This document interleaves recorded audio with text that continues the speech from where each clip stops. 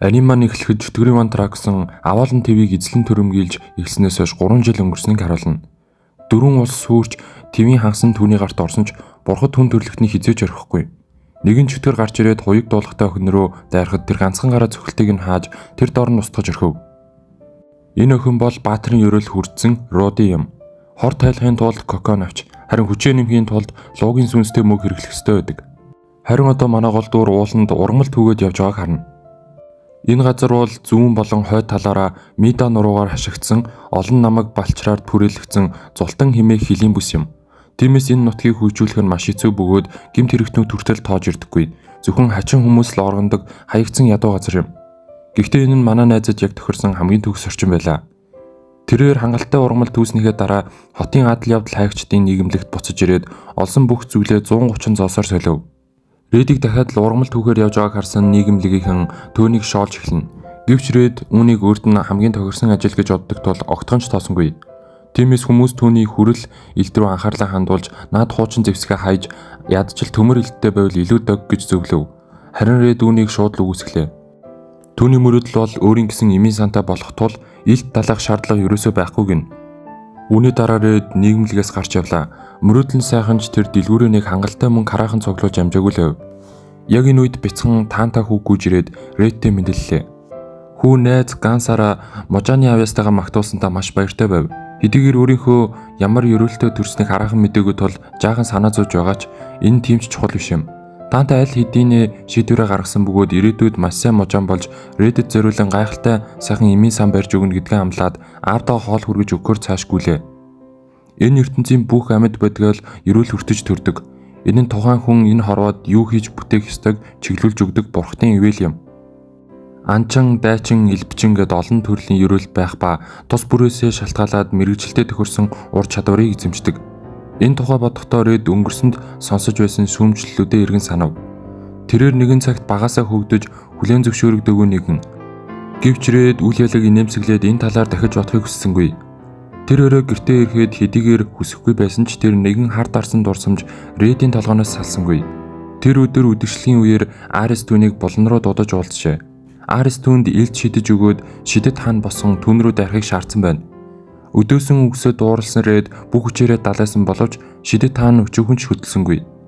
Үүнийг харсан Арис хангалттай гэд шившилгээ устгаад Рэдийг дахин багийн гишүүн биш болохыг зарлав. Иймхэн сул шидэт хааныг сэтлэх олон арга байдал Рэд чадсангүй. Арист багийнхантайгаа хөл нийлүүлж чаддаг. Хэрэгтэй үед тусалдаг гишүүн хэрэгтэй байснаас биш Рэд чиг сул доорой хүн хэрэггүй байлаа. Саяхан Десмондтой хийсэн тулаанд Арис Рэдийг маш сайн ажигласан бөгөөд тэр бусдаасаа үнэхээр хоцрогдож байв. Үгээр зогсохгүй бусд нь тулдаж бас Рэдийг давхар хамгаалах шаардлагатай болсноос болж багийн гол баатар Руди дайсны гинэт дайралтыг зогсоож чадаагүй юм. Үнэн дээр Арис Рэдийн төрөлхийн ерөөл болох хөтчийн талаар сайн мэдж байлаа. Энэ хүчний ачаар Рэд туршлагатай хүлэг баатрын чадварыг эзэмшиж өнөөдрийн хүртэл Рудийг хамгаалж замчилж ирсэн юм. Үүний төлөө Арис түнд маш их талархдаг байв. Гэхдээ одоо байдал өөрчлөгдсөн. Руди болон босод гишүүд Рэдийн одоогийн төвчнээс холд авчээ. Шуудхан хэлэхэд тэдэнд Рэд дахиж хэрэггүй болсон хэрэг юм. Өөрийнхөө бүх хүчээрээ хичээж байгааг хэлэн Рэд үүнийг хүлээн зөвшөөрөхийг хүссэнгүй. Гэтэл Арис өөдөөс нь уурлаж хичээл зүтгэлбэл амжилтад хүрэх шалтгаан болохоос чиний сул доройг өмгөөлөх шалтгаан биш гэж хашгирав. Руди хизээч Рэдийг хөөхгүйг Арис мэдэж байсан тул түүнийг энд дуудаж ийхүү сануулсан энэ байв. Хэрв тэр Рудид дарамт болохыг хүсэхгүй л байвал өөрөө явах хэрэгтэй юм. Ингэж доромжлуулсан Рэд хувь тавилантайгаа эвлэрхээс өөр аргагүй төрөв. Тэрээр Бахамут баатрын багийн ахмад тул хэрв одоо хөөгдвөл багийн нэр хүнд унах аюултай байлаа. Тиймээс Рэд Чөтгөрийн ванг мөрдөх нэрийдлэр багийг орхиж дахиж хизээч буцаж очихгүй байхаар шийджээ. Үүнийхээ дараа тэр нэрээ Рэд болгон өөрчилж энэ хотод чимээгүйхэн амьдрахаар ирсэн нь. Хэдий Арис баг зэрэг хатуу хандсан ч түүний хэлсэн бүхэн үнэн байлаа. Рэд өндийн суугаад хан дээр зураг харав. Багийнхантайгаа тулсан адал явдал ширүүн тулаанууд аль хэдийнэ өнгөрсөн цагт үлджээ. Одоо тэр бодит байдалтайгаа эвлэрч энэ хотод хоёр дахь амьдралаа эхлүүлэхээр шийдсэн нь. Маргааш өглөөн Рэд ургамал түүгээр дахин орой явлаа. Түүний ерөөл бол зам таних, төрөл бүрийн ургамлыг ялах зэрэг хэд хэдэн чадварыг өгдөг. Энэ үед гинэт баавга түн рүү дайрав. Рэд ирүүлээд цохих гэснээ боллоо. Тэр одоо баатрын багт байхгүй тул зүгээр л тоолгүй буцаад яв. Тосхны хаалган дээр эртэл хэсэг адал явдал хайгчид түүнийг хүлээж байлаа. Багийн ахлагч Альберт урагш гарч ирэн түүнтэй мэдлэв. Тэд Рэдийн чадварын талаар сонссон байж одоо тэд ууланд гарч өнөөх багааг устгахаар бэлтгэж байгаач замыг нь мэдэхгүй тул Рэдээр замчлуулахыг хүсжээ. Үүнийг нь хариуд адал явдал хайгчийн зэрэглэлийг нь өсгөхөд туслана гэж амласан ч Рэд шууд л татгалзав. Альберт уурандаа түүнийг загнаад яваад өглөө. Рэдэд энэ бүхэн тэмч чухал байсангүй. Тэр бусдад хит ялгархгүй хичээж байв. Хэрэв хэн болох нь баригдвал бүх зүйл дуусна. Тэр орой өрөөндөө мөнгө толоод сууж байтал Ганс сандарсаар орж ирж дүүн цагаан өвчин тусчихсан тул үзэж өгөхгүй. Рэд жаралтай явж бяцхан таантайг үзлээ. Бүх шинж тэмдэг нь эмчийн таамаглалтай таарч байв. Энэ бол нүд сохруулдаг өвчин бөгөөд Рэд үүнийг эмчилж чадна. Гэхдээ одоо түүнд хангалттай ургамал байсангүй. Хэрэв маргааш хүртэл ингэж орхивол таантаа сохорч магадгүй байлаа. Ууланд гарах нь ямар аюултайг мэдэж байсан ч өөр найдах хүн байхгүй тул Ганс түүнээс өвдөг сүгдэн говь. Рэд баг зэрэг эргэлзсэн ч таантайгийн шаналж байгааг хараад тэсэлгүй зөвшөөрчээ. Тэр шууд л хурдаа нэмэгдүүлэх чадвараа итгэжүүлж уул руу маш хурдан гүйлээ. Альбертийн багтаа таарахгүй тулд Рэд тойруу замыг сонгов. Гэтэл уулан дээр ямар нэг хачин үнэр гархан тэр.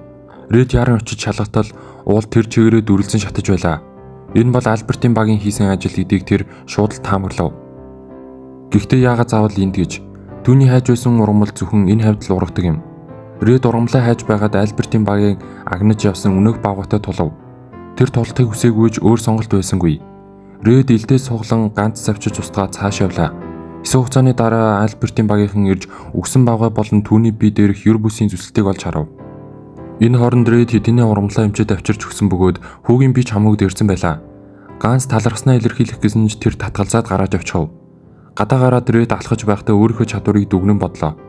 Сая ургамал түүхтэй галаас бултахын тулд эрүүлээ ашиглах хэрэг гарсан ч үргэлжлэх хугацаа нь хэтэрхий богино. Бараг л хэрэггүй зүйл байв. Арисын ч зөв түүний чадвар ердөөлин. Ийм байж яаж дэлхийг аврах хэлээд. Яг энэ үед Ганс араас нь дууцаар гүйж ирэв. Дүүнх нь амийг аварсан ачийг тэрээр зүгээр л хоосон явуулж чадсангүй. Хариуг нь заавал барихыг хүсв. Ингээд Рэд ч нэрлэлгүй өөрийн хүслээ хэллээ. Үүнээс хойш 4 хоногийн дараа адал явдал хайгчдын нийгэмлэгийн од болох Рэд даалгавраа биелүүлээд буцаж ирэв. Игч Мегоригийн гой хувцалсан байгааг харахад Рэд баг зэрэг гайхжээ. Мегори ч өнөөдөр Рэд гэдэг адал явдал хайгч шинэ эмийн сан нээж үдэшлэг хийх гэж байгаа талаар хэлв. Сонирхолтой санагдсан тул Рэд түүнээс Рэдийн талаар илүү их асуулаа. Мегори олон жилийн туршлагадаа үндэслэн Рэдийг ямар нэг зүйл нуугаад байгааг мөн маш хүчтэй хүн гэдэгт итгэлтэй байгааг хэлв. Тэр бүр өмнө нь Хүлэг Баатар байсан байж магадгүй гэнэ. Энэ үед Рэд өөрийн шинэ эмийн сангаа ширтэн зогсож байлаа. Ганс энэ газрыг түүнд өөрийн биеэр барьж өгсөн юм. Энэ нь таантайг аварсны төлөөх түүний төлбөр байв. Рэд зөвхөн материалын үнийг төлж харин барилгын ажил үнгүй хийгдсэн тул хадгалсан мөнгөнд хангалттай үлджээ. Эмийн сангийн нээлттэд олон хүн ирж Рэдэд баяр хүргэлээ. Рэд гартаа хундахтай дарс барин түүний мөрөөдлийг биелүүлэхэд тусалсан мөн баярыг нь хуваалцахаар ирсэн бүх хүмүүс талархал илэрхийлээд цаашид ч гэсэн дэмжиж үйлчлүүлэхийг хүсв. Энэхүү Рэдийн хүсэж байсан тайван амьдрал бодит болж түүний хоёр дахь амьдрал албан ёсоор эхэллээ. Энэхүү энэ удаагийн анимны маань part 1 дугаар дуусж байгаа тул таад маань лайк болон subscribe дарснаар part 2 илүү урдан гарах юм шүү.